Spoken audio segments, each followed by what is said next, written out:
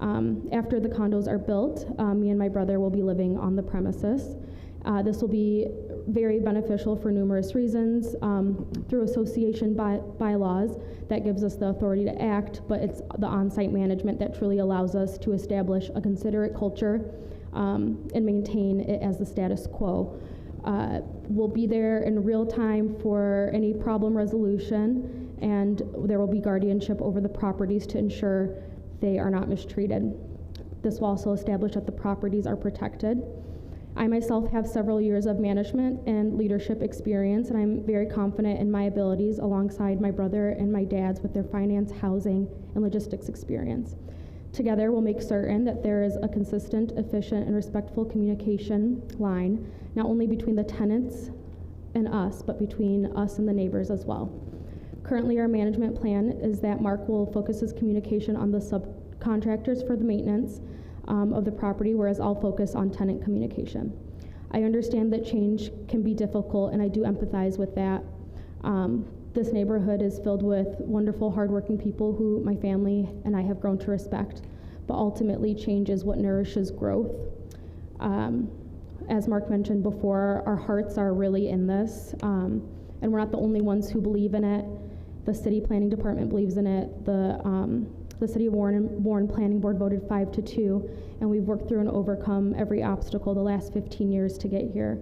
We appreciate everyone's patience with us, and we are aware of the expectations we are being held to, and we're thankful that we're being held accountable. Additionally, at this point, we're just really attached to this project, and we don't want to let the community down, and we don't want to let each other down. But thank you all again for considering, and we hope to work closely with everyone really soon.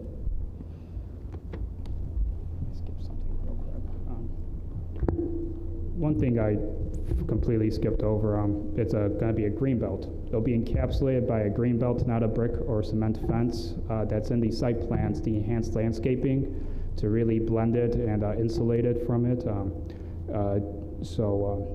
You know, it doesn't, so you're not looking out your back window and you're seeing buildings, structures, you're seeing arborvitaes, plants. That's something accidentally skipped over, sorry. Good evening. My name is John Harrington. I'm an attorney, and I represent the Salamas. And even though Andy and Amal Salama are the petitioners, as you can now learn, this is essentially a Salama family project. And as they pointed out, that I've known and represented Andy Salama in a number of matters for probably a quarter of a century. And I can tell you that he's a good, outstanding citizen and a very proud American, and somebody who really, truly has put his heart and soul into this property, obtaining it approximately 15 years ago with the intent and desire to one day make it thrive and turn into a development as has been proposed.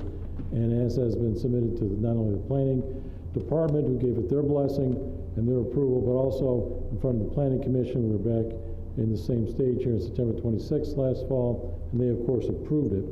And many of the things that both Mark and Celia and Mr. Andy Salama have pointed out, I won't bother repeating it, but of course this is a development. You've all seen the plans. I think it's a very beautiful plan. It's been submitted by an engineer who has had many dealings with the city, many dealings in front of you folks. And I think it's something that if you looked at it objectively, looked at it fairly, I think there's no reason why you would not approve it.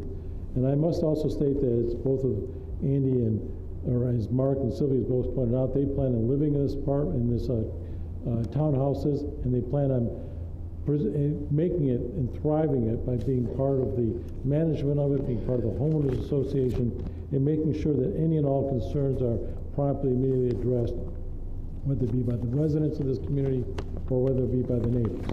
And lastly, I must also point out that there's been a great deal of complaints that we've heard tonight. We've heard them before at the planning commission meetings, heard them before at this kind of informational meeting that took place back in August at the Ukrainian Center, which the Salamas hosted, hoping to alleviate any concerns. They didn't have to do that, but they did it because they wanted to be good neighbors, they wanted to be good citizens. But I have to say that many of these complaints have all, as has been underscored now by the Salamas, never was a complaint for 14 years. It wasn't until they decided to develop it that these complaints started to be made. And it wasn't until that they decided to improve the property, tore down the houses that were on the property. They maintained the grass, eliminated all the shrubbery, and they also ended up with a great deal of improvement of the property. Now, and then when they became learned of what the plans are, that's when the neighbors started coming out, and that's when they started making all their complaints. They wanted to maintain the property the way it is. But I think it's important to point out there were 68 notices sent out to all the neighbors, all the people who live nearby. How many of those 68 people came out? No, it was the same approximately 10 or so people that came out last time. People who have been living in the neighborhood for years, anti-development, don't want anything to change. They want to maintain the way it was, although they didn't have any complaints until just now, when in fact the property was not anywhere near as desirable as it has been over the last approximately year. And out of those, say, 58 people that didn't bother to show up, or 58 families that didn't come up here, they don't obviously have any objection to this development. And I ask you to consider the fact that they're not here, and the fact that they obviously have no problem with this development. And it also is important about it. One of the gentlemen spoke about concern about families. Well, it seems like everybody's been up here, doesn't have any small children, doesn't have any concerns, yet many of those 68 people, I dare say, do have families and they do have small children, yet they have no concern about this issue. Any of these issues have been raised by these people that have been before you today.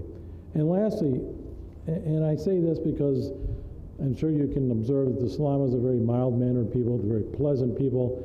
They don't have a mean bone in their body. Yet the hostility, the vitriol that's been imposed upon them by the neighbors is really, really disturbing. Is it because the Andy Salama speaks with an accent? Who knows? But I do know that they've been subjected to a great deal of verbal abuse when they've been out at the home. And one of the gentlemen that came up here, a man who spent 20 years in prison for murder, came up here and physically assaulted Mark Salama when he was at the property trying to take care of it this past summer. So in that regard, I think... Whoa. You're going way over the line. We're talking about a rezoning, and you're going into character assassination of residents. Well, that's what the character assassination has been at Salamas. This is a public hearing. If you want to address us, please do so. I am. And I'm pointing out that it's been... that the fact of the matter is... Now, let me finish. Sir, you're disrupting the meeting. Thank you. Please address us. The fact of the matter is that the Salamas have been subject to character assassination over the last comments that everybody's come up here. All I'm doing is pointing out to the fact that they're mild-mannered people. They didn't say any of these things that I pointed out. I think it was my role to point out to the fact that they have been the ones who are trying to improve this property, trying to make it a better area, a better tax base for the community, making much more improvements to everybody in the whole city of Warren. And the fact of the matter is that they're the ones who have all these lies and been placed and said about them by all these neighbors that come up here. And the fact of the matter is that they don't have a mean bone in their body, like I mentioned before. And they're the ones who truly, I think, have presented something very positive for the community, and something that I think that the City Council should look at objectively, look at the approvals that were made by the Planning Commission, the recommendations of the Planning Department, and approve this proposal. So thank you. I would also like to add, the majority of the concerns that have been expressed, we did address in the hearing we had at the Ukrainian Center. For example, one, it's been mentioned a lot,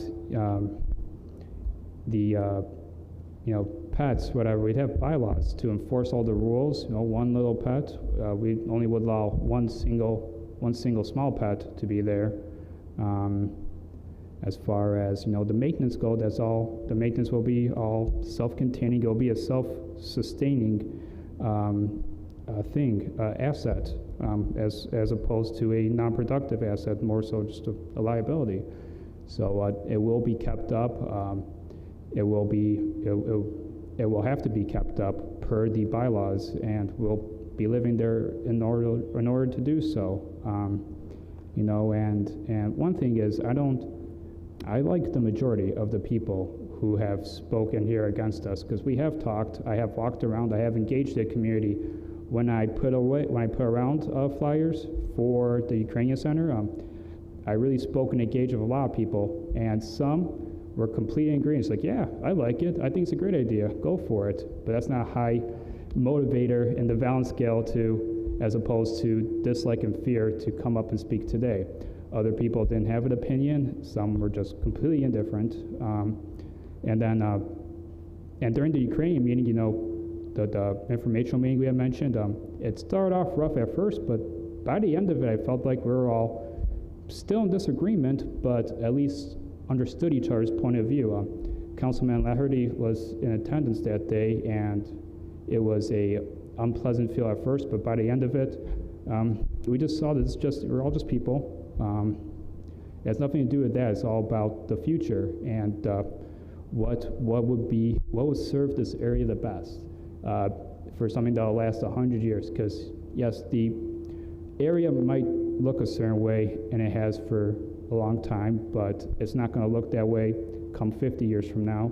Nothing does last forever. Come 100 years from now, will majority of those houses be around? Will we have to mass redevelop areas? These are real thoughts in the future of the housing market in America. All the while, real estate always inflates higher than the average wage. All the while, people around our generation are over-levered by student loans, frankly, pushing back our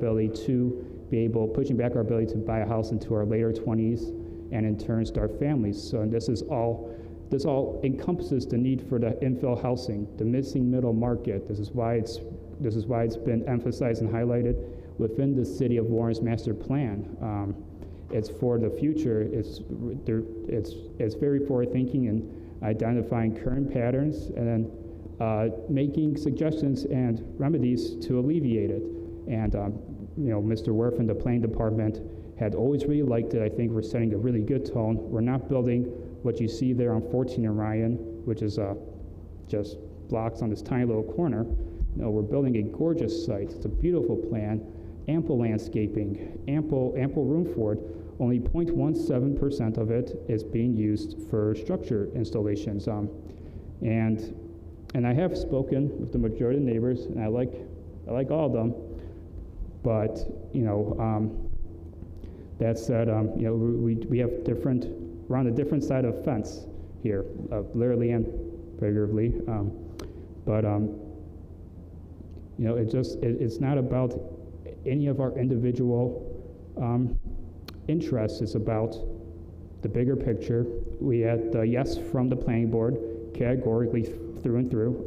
Not categorically. We won the vote of the planning board 5-2. We had the support of the planning department from the onset because they really saw the initial draft we had. That was beautiful, and we moved forward from there. You know, we have the support of our communities, our own respective communities as well. So I do hope that you guys will consider it. Thank you so much for your time. Thank you. I'm going to close the public hearing, turn the item over to council for action. Mr. President, motion to deny. Support. Motion by Moore, support by Lafferty. Discussion? Mr. President. Mr. President. Mr. Papandrea? Microphone. This is my district. I've listened to all the parties. I've listened to the presentation of council. He's made good points, but I'm going to vote no against this, and I urge my colleagues to vote no against this. Who's next? Mr. Watts? Mr. Lafferty? Mr. President, taking a look at these plans, first of all, I'm pretty familiar with the area over there. I had a business in that area for 10 years, and I'm very familiar with the homes and the residents. I know there's a lot of long-standing citizens over there. I think this is a terrible development. To jam 11 units in that piece of property, those two pieces of property, with the single-family homes behind it, is just absolutely ridiculous. And then they're talking they're going to be condos. Everything I got in front of me says they're going to be apartments. That means they're going to be rentals.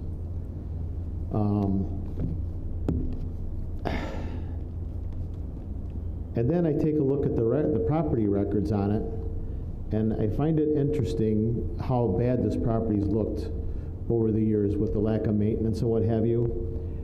And then the stunning thing that I found was, as long as they've owned this property, The taxes were delinquent until these plans were drawn in 2019. And I don't know, I think there's been a lot of disrespect to the citizens or the residents in that area with the way the property was maintained, disrespect to the city. We expect to collect our taxes on our properties. Things happen, I get that. But it's things like this that just make me go, what's going on here? This is not going to be a good development for this area. I will absolutely be voting no. Mr. Lafferty. Thank you, Mr. President. First of all, I would like to thank all of the neighbors who spoke this evening and participated throughout the entire process, both those in favor and those who opposed it. Now, in November, this council received a report provided by the Planning Department, and it was a housing study commissioned by the state of Michigan. And I read that report cover to cover. I found it absolutely fascinating, the kind of detail that goes into master planning and developments of neighborhoods.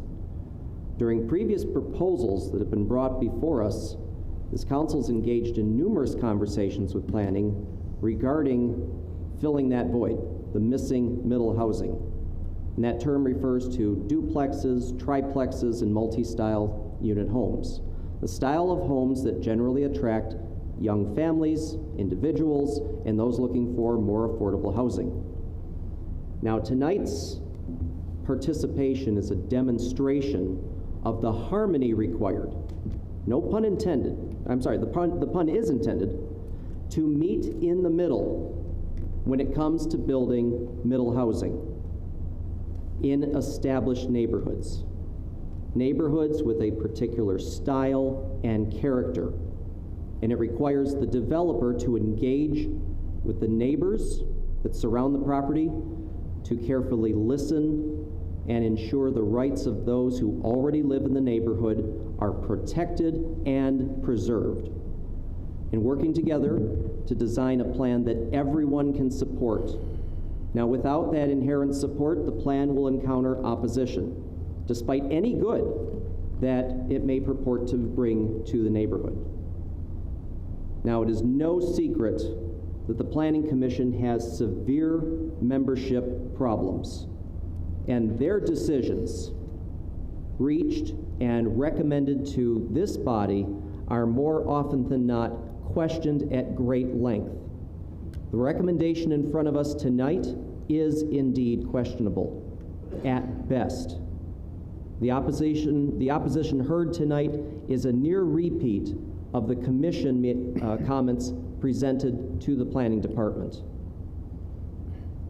It was mentioned on August 18th, Mr. Salama, Mark and Sylvia Salama met with the neighbors in an attempt to work through their differences. It was an attempt, and I'm certain their intent was good, but I came away from that meeting with the understanding that the situation had only deteriorated. They failed to engender the trust of the neighbors or achieve any of the objectives necessary to meet in the middle. Now, Mr. Papandrea and I, we share a border on this district line, and this is I consider this my neighborhood as well, and I pass it on a daily basis. The overwhelming majority of my neighbors who are here tonight, including those who could not attend, have been relentless in voicing their concerns to me about the proposed site plan, the rezoning associated with it, and any development should it be approved. Now, I'm not going to repeat anything that was stated this evening, but we have heard viable and real concerns of the neighbors who are invested in this city already. It is our job to be fair and objective in balancing the difference between the two parties. I stand with my neighbors in opposition to rezoning this property. Ms. Moore. Thank you. First off, I want to say to the residents, I've listened to a lot of comment when I was on the Planning Commission, before I was on council the first time, and then those 4 years, and then these 3 years. And I just have to commend you all. You were very respectful. logical. You've done your research, and we certainly appreciate that. And you should be very pleased with yourself. You did a great job. I seconded the motion to deny this. One, the proposed zoning of the subject parcels is not consistent with the surrounding properties, which is R1C. Number two, according to Zoning Atlas, Section 18, between 696 and 12 Mile contains all R1C and no R3 properties. This is spot zoning.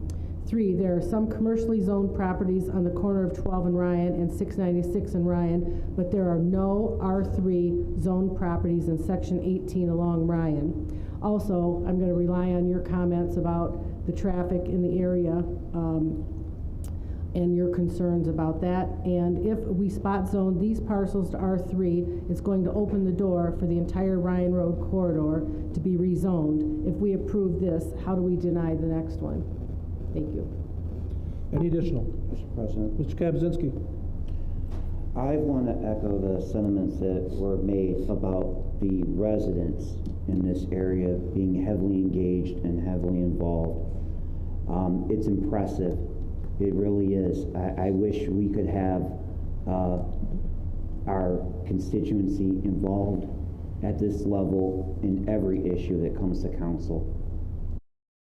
My concerns, and I informed him of what I had seen. The pictures were taken. It was presented here at a previous council meeting about the condition of the property. I do agree that a permit was never pulled on the fencing that surrounds the property. I would agree that it's not denying the property owner the use of his property. It's allowing him to make an income, but it's conforming with the wishes of the residents that have an investment there prior. Therefore, I will be voting no on this rezoning. Thank you. Thank you, Mr. Kabczynski. I'll close it out with, I'll just reincorporate all the comments of my colleagues, but I was also going to bring up the same thing, that this is spot zoning. Everything around this to the north, to the south, and to the west, and then across Ryan Road is all R1C. When you inject a different zone like that, over the years, Ms. Moore was on planning, I was on zoning.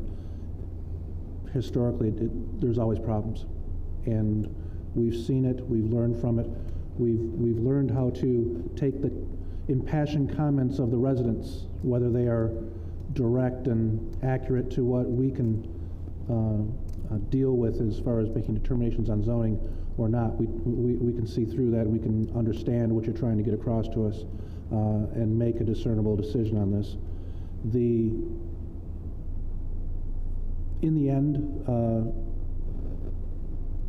I appreciate the quality of the project that's been represented here, but the property can be developed as currently zoned, and in putting spot zoning is a detriment to the residents and throughout the entire neighborhood and across Ryan as well. So with that, I'll call the question. Ms. Moore? Yes. Yes to deny. Mr. Lafferty? Yes to deny. Mr. Watts? Yes to deny. Mr. Kabczynski? Yes to deny. Mr. Papandrea? Yes to deny. Green votes yes. The item failed 6-0. Mr. President, motion to recess. Motion to recess by Lafferty. Is there support? Yes. All in favor? Aye. We're recessed for 5 minutes.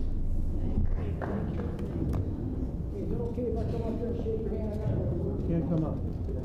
Go ahead, go out, shake his hand.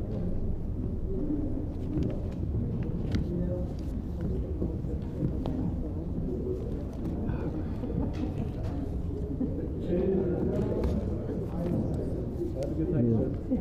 You know, the whole investment, the whole life is in their house. You know. But in R3, I looked the spot. So is this spot one? It's all of us. Yeah. I want to make sure that it's on the record. I already had that. Oh, you did? Okay. I was making my record. Oh, you did? That's why I tried to say too that we hear bullshit. We hear people are passionate who say the wrong things. We've been doing this long. I could tell. It's pretty experience. Oh, I knew exactly what he was doing. He was trying to get Trying to bait us. Oh, yeah.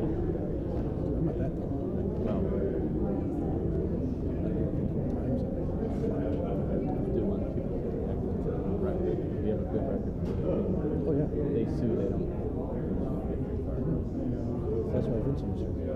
Was that when he was here? Really? He just left. Why was he here for this one? In case he has to go to court.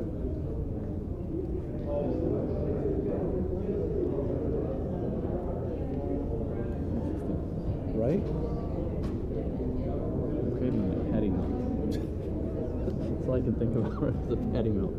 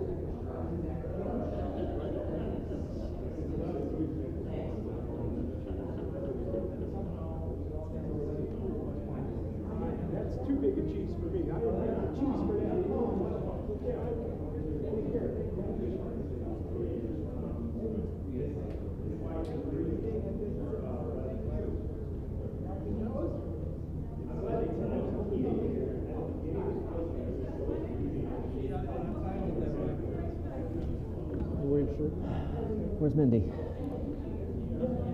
Oh, there she is. I told him.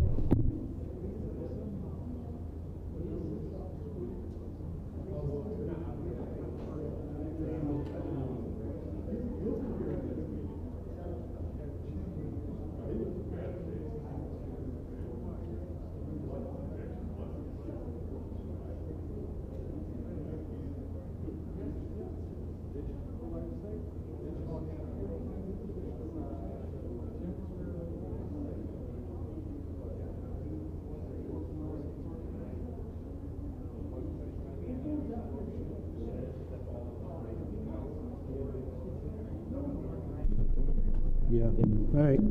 Everybody ready? Yep. All right, back on the record. Next item. 12A, consideration and adoption of a resolution approving amendments to 2022-2023 Housing and Community Development Action Plan CDBG budgets. Motion to approve with discussion. Support Lafferty. Motion by Moore, support by Lafferty. Discussion, Ms. Moore. Yes, is somebody here for this item? She's in the Somebody back. right there. Yep.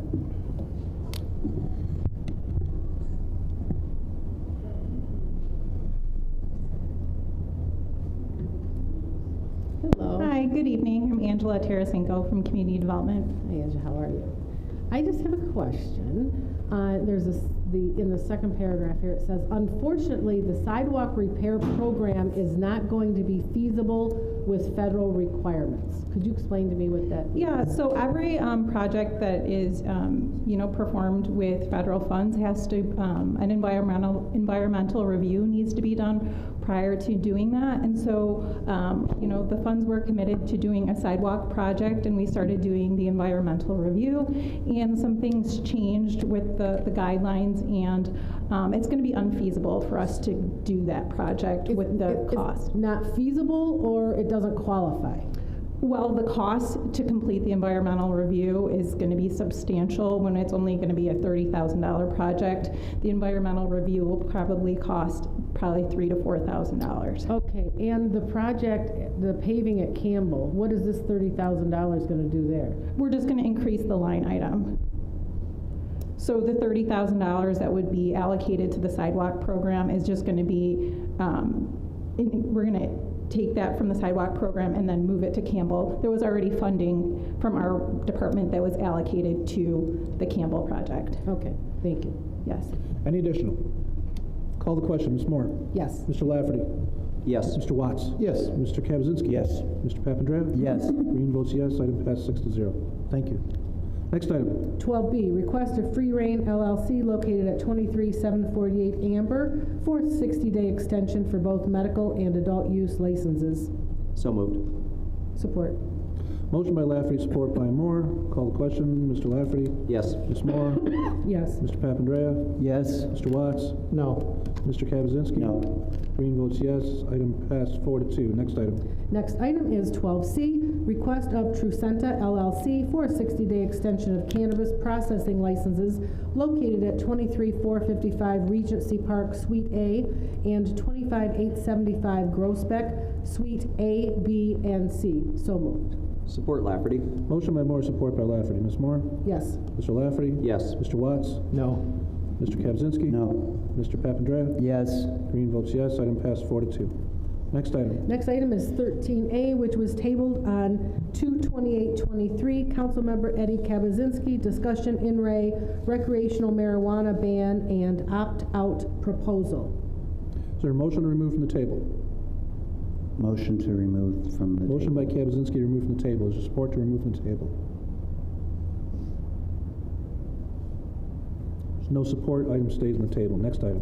Next item is 13B, Council President Patrick Green, discussion in Ray, fiscal year 2024 congressionally directed spending project requests. Can I get a motion support? Motion to approve. Support Lafferty.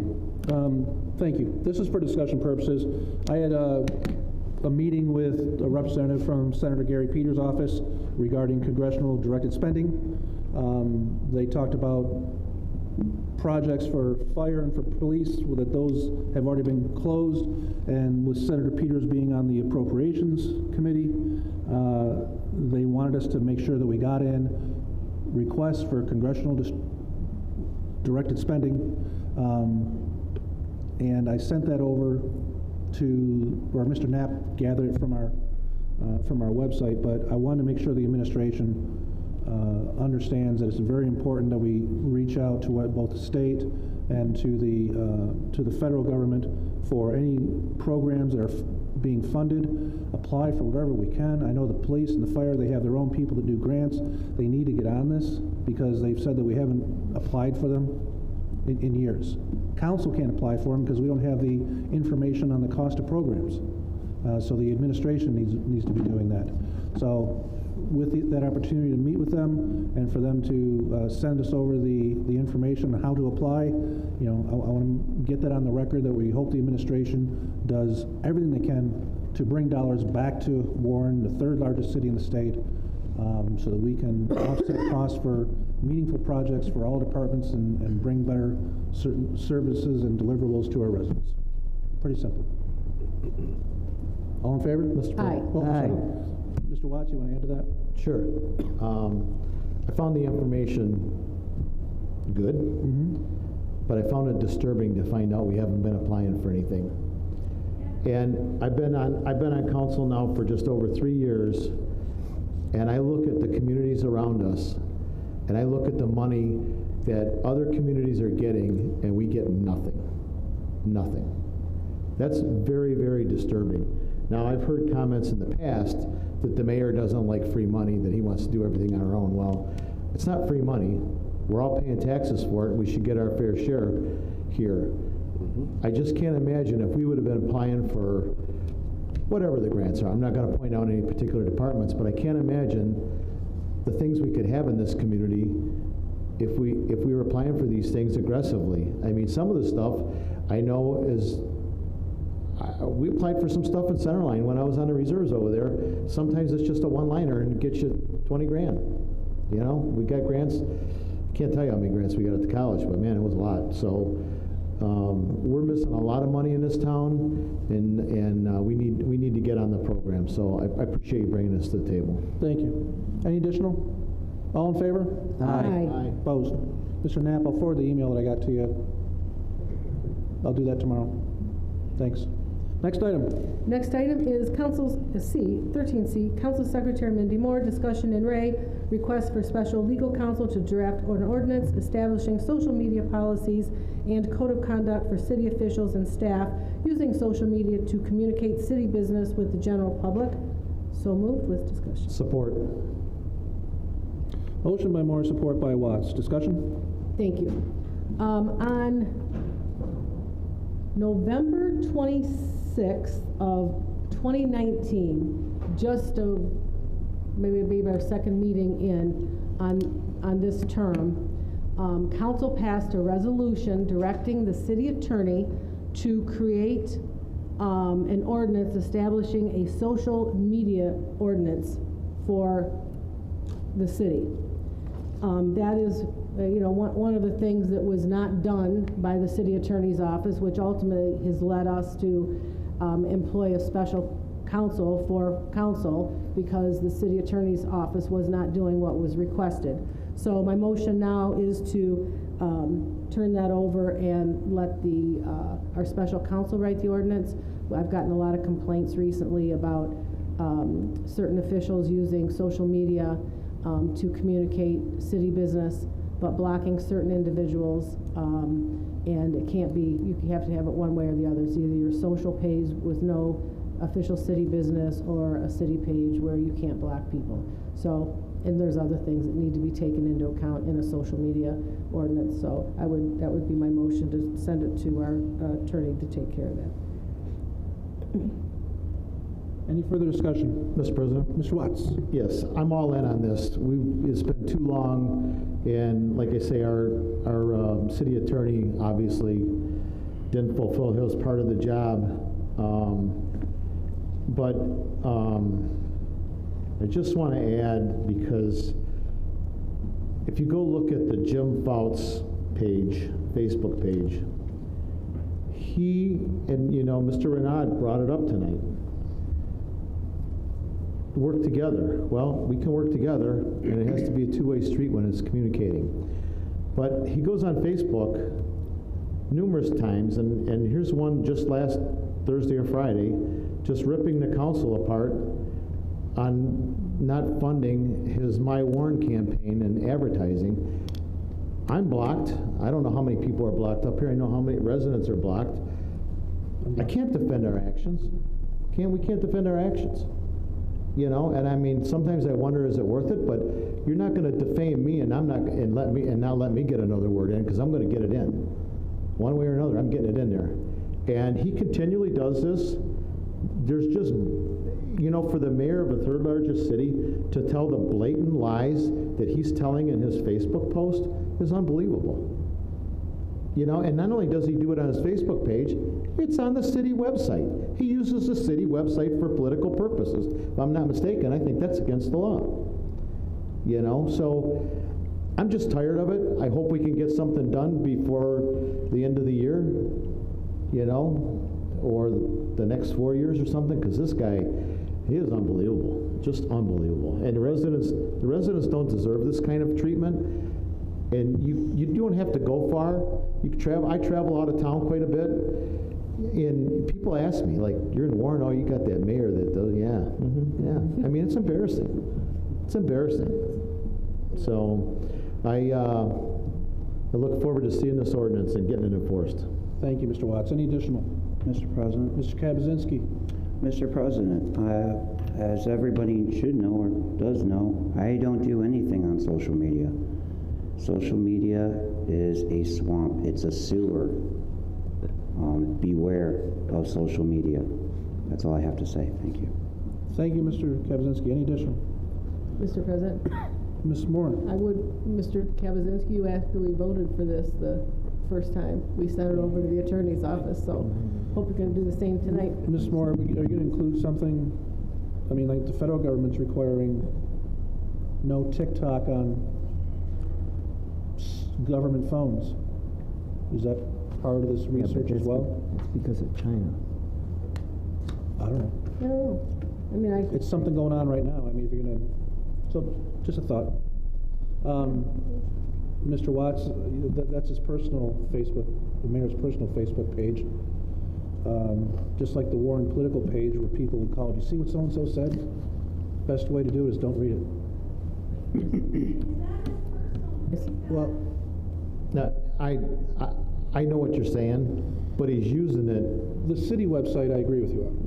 I've seen those. Those are speeches, not communication to the resident. But he uses his personal page to put out information to the residents. And I think that's included. And he also does it on the City of Warren Facebook page. Yeah. Now, where's our social media director in this town, communications director and all this? She should not, that shouldn't, I would assume it's going through communications. That shouldn't be going on. Like the cable commission. Correct. All right, let's call the question. Don't get me started on the cable. Ms. Moore? Yes. Mr. Watts? Yes. Mr. Lafferty? Yes, Mr. again. Kabazinski? No. Mr. Papandreou? No. Green votes yes. Item passed 4-2.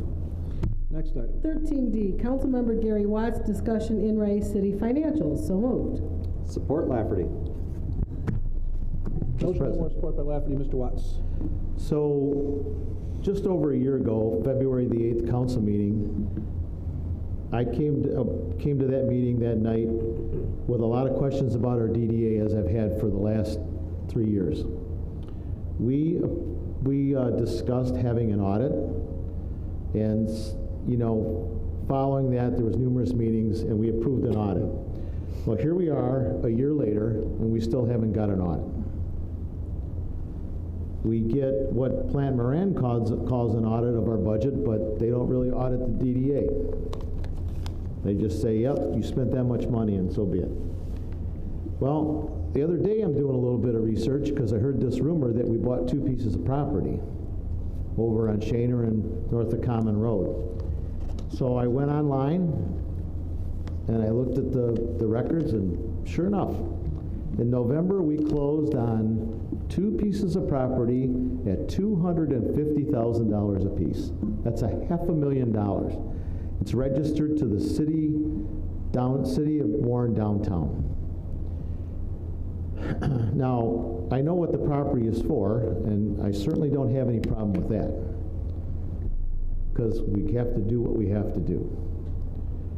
But there's a procedure in this city, there's a charter in this city, and once again, they spent $500,000 of our tax dollars without authorization, period. There was no line item in the budget. There was no money in the budget. It never came to this council table to be asked for. And I find that's a big problem. That's a big problem. I want answers to this. I want to know what's going on. And I'm also going to ask the question, I keep hearing these rumors that our case isn't heard because everybody keeps recusing themselves, if that's the proper word, at the county. What are we going to do? How long are we going to let this mayor go out? He's already spent at least $2 million that I know of unauthorized. And like I've said in the past, in my eyeballs, that's criminal. And we're sitting here taking a slap to the face day in and day out from this guy, and nothing is done. Nothing. And you know what I have a problem, even a bigger problem is, we have people sitting in City Hall that watches this go on every day. Crickets. Crickets. That's a problem. So I'm hoping that we can get an answer I'm going to request an answer by the next council meeting. Why this never came to us for approval, why they didn't ask for the money in the line items, and what have you. And then I'm hoping that I can get an answer of when we're going to be in court to do something about this. Thank you. I can't address the procedural issue, but there is money in the DDA budget for land acquisition that was specifically allocated in this budget for the fire stations. So it was a budgeted item in the DDA budget. I'll stand corrected if you say that. I'll stand corrected on that part. But I don't know why we're not apprised of this stuff when it goes down. I mean, I would think this kind of purchase of property should come before this council, am I right? Again, I can't address that part of it, so. Okay. I question how the DDA owns property outside of its boundaries, but that's something we'll deal with at a later time. Right. Anything else? No, I'm good. Motion by Moore, support by Lafferty. What's our motion? Motion to receive and file. All in favor? Aye. Opposed? Next item. Next item is 14A, consideration and adoption of a resolution approving ARPA fund allocation for the purchase of property located at 13723 Collier for a modular library. 5 votes is needed. Motion to approve with discussion. Support with discussion. Motion by Moore, support by Lafferty. Discussion, Ms. Moore. Thank you. Mr. President, we have already approved this at a prior meeting. This is cleaning up the resolution to meet. Yeah, the property acquisition already took place. Yeah, and this is to meet from the Guidehouse, our consultant. When I talked to Guidehouse, I figured, we had allocated $2 million of ARPA funds in the library fund budget this past year. I figured that was probably sufficient for our reporting requirements, but after I talked to Adam Smitty, he said, we really, especially because it's the purchase of real property, that we should have a formal designation of what category it falls under. And then in talking to him, there were 2 different categories that we could use. One was our generic revenue loss category, and the other one was under educational, forget the title of it. It was addressing educational disparities, okay? The thing is, when you purchase real property with federal funds, the character of that property has to remain in its state in perpetuity. So if we used addressing educational disparities, that piece of property would always have to be a library. And let's say 50 years from now, like we did, I tell you, we did with Burdett, where now it's Habitat for Humanity property. There's been an exchange. If federal funds were involved in that transaction would trigger us having to reimburse those funds. And that goes forever. So if we use this more generic category, as long as that property stays city-owned, we never have to worry about that. I mean, we're not intending to do that by any means. I'll be long gone before any of that happens. You can't depreciate it properly. But who knows, 30, 40 years from now, somebody wants to do something different, so. But that's the only reason, is to clear that up. Thank you very much. Mr. Lafferty.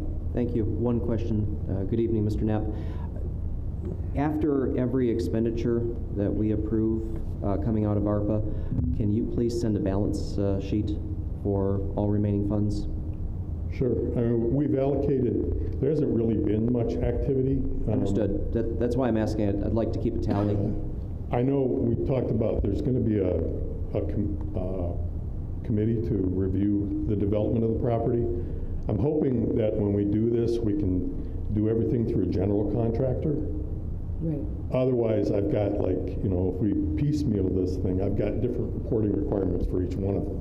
Mm-hmm. Whereas if we do it through a general, we just hold the general accountable for compliance. Right. So, Yeah. But yeah, I have no problem with doing that. Thank you. It's similar to what I asked for Parks and Rec. It's been working terrific these last several years. We're close to $6 million in improvements already. So it's nice to keep those tallies. Okay. Thank you. Additional? Call the Mr. President. Yes. Mr. Kabzinski. Mr. Knapp, sir? Yes. You mentioned about the federal money. The federal money, if it had been a grant, would the same restrictions apply? A federal grant, in your opinion? I believe so. I believe as long as it's in terms of the acquisition of real property, I think so. So, well, this is a grant. in your opinion, a federal grant that we would have received, it would have had to stay as a library and it could not be used any further use in the future, correct? Well, under this particular thing, we have to designate what category it falls under in the eligible categories for ARPA. And what I'm saying is, by choosing this other category that we're recommending, the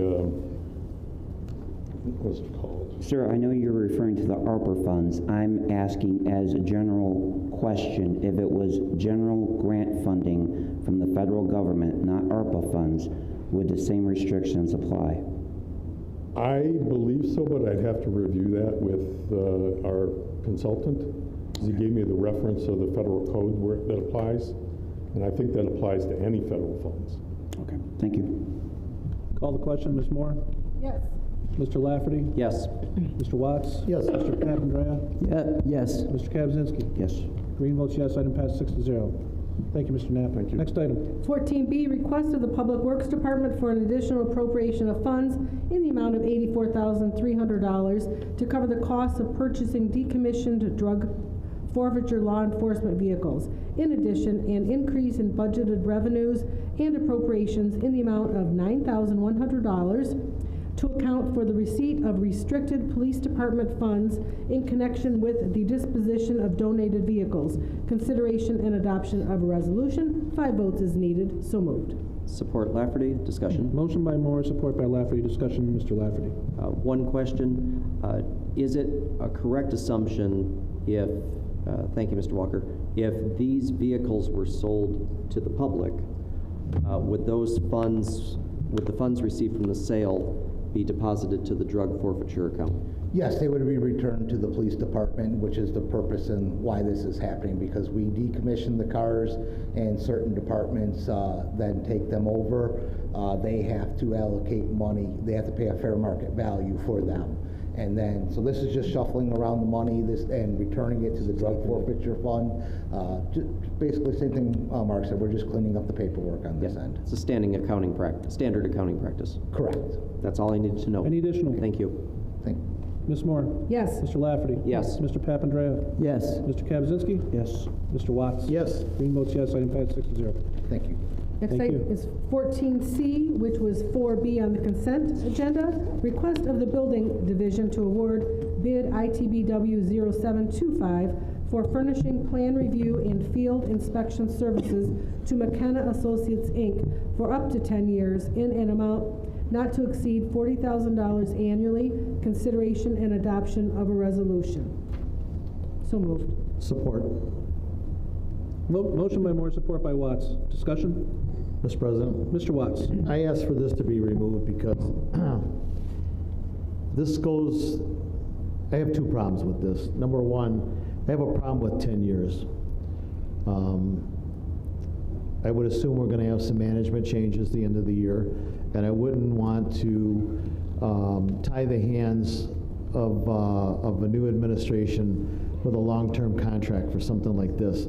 Secondly, my other problem is, here we are contracting out work when we should be hiring people to do these jobs. We used to have people in all these jobs, and it seems funny that this administration just can't hire anybody. And we're always short. I guess, I don't want to slow down, if we need, site plans reviewed and what have you, I don't want to slow the process down because we need to keep the developments moving, we need to keep inspections moving. But I think that we need to shorten the term of the contract, and we need to encourage our HR department to get it together and get some notice out there and try to fill some of these positions to get people on staff. I mean, if a private company can fill the jobs, we should be able to fill the jobs. So thank you. That's where I'm at. I actually don't know if a motion's in order, but I'd be willing to say 2 years is the longest I'd go on this. So, Mr. President? Ms. Moore. I'm not sure if we can change the term of the contract. We could vote it up or down, but I'm not sure that we can change the length of the contract sitting here. Because that was probably negotiated, I don't know. Might have been negotiated with pricing in mind. Yeah, for a time. But, Mr. President? Mr. Schroeder? Mr. Knapp, do you have any information on this contract or proposed contract? Thanks. I'd say not specifically, but most contracts have a clause in them where you can We have an out clause. void, yes, you have an out clause on it. And I believe that's standard practice. It has been historically. Yeah, so the concern about over the life of the contract, if there's a change that engenders that kind of a thought on this, I don't think there's a problem with that. It's on an as-needed basis, so if we eventually fill the positions that need to be filled, we would not need the outside source. That's correct. Which is our plan. We've been pounding the table for 3 years now on this. Mr. Lafferty? I did look when Mr. Watts pulled it off the consent agenda. Under Section 1, there is a statement that the agreement shall continue in effect from the date of execution until such time there is a 90-day notice of termination by either the city or the consultant. The only issue I really have with that is typically that is called out in its own section. There's a termination clause and it edifies our rights as an entity along with protections for the consultant or the third party. Other than that, I have no agreement. So to answer Mr. Watts' question, we can terminate at any time. So if the next administration comes in and say, we don't want this, they can terminate without cause with 90 days of notification. Everybody good? I'm good. Call the question. Ms. Moore? Yes. Mr. Watts? Yes. Mr. Kabczynski? No. Mr. Lafferty? Yes. Mr. Papandrea? Yes. Green votes yes. Item passed 5-1. Next item. Is 14D, which was 4F on the consent agenda. Request of the fire department to waive the bid process and award the purchase of one Stryker MTS power load system from Stryker Medical in the amount of $26,220.49.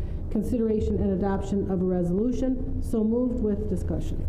Support Lafferty. Motion by Moore, support by Lafferty. Discussion, Ms. Moore. See, Mr. Who pulled this one? I did. Okay.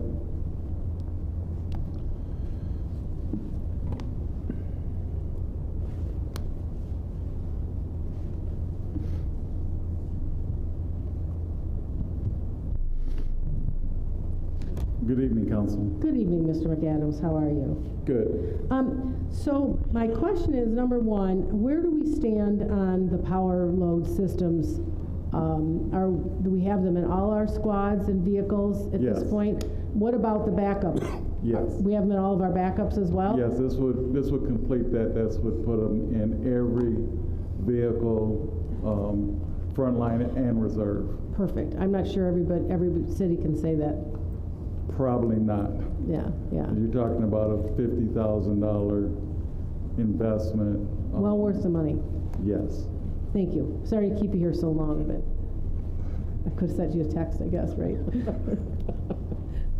I didn't know it was going to be so long tonight. That was a good question. Any additional? Thank you very much. Appreciate it. Yes. Mr. President. Mr. Watts? Did we get our two new rigs in yet? The squads? Yeah. Yes. Yeah, how about the pumper? No. March. They pushed it back. The final inspection, I believe, is, I want to say the 15th. It's either 15th or 17th. And then 2 weeks from that date, it's supposed to arrive here. Outstanding. Unfortunately, somebody has to go to South Dakota on a prop plane. For inspection? It won't be me. Interesting. Well, thanks for spending your evening with us. Commissioners, yeah, thank you for staying here. Thank you to the officers in the back who stayed here the whole night. You know, there was one time years ago when Councilman Stevens pulled something off the consent agenda and put it at the end to ask my brother, what color are the stripes on the cop car is going to be? But we appreciate you being here all night. No. Mr. President. Ms. Moore. Mr. Watts, there is no pumper on my cheat sheet that you gave me. We'll have to review that. There you go. All right, call the question. Ms. Moore? Yes. Mr. Lafferty? Yes. Mr. Watts? Absolutely. Mr. Kabzinski? Yes. Mr. Papadrea? Yes. Green votes yes. Item passed 6-0. Next item. Thanks, Skip. Motion to adjourn. Support. All in favor? Aye. We're adjourned.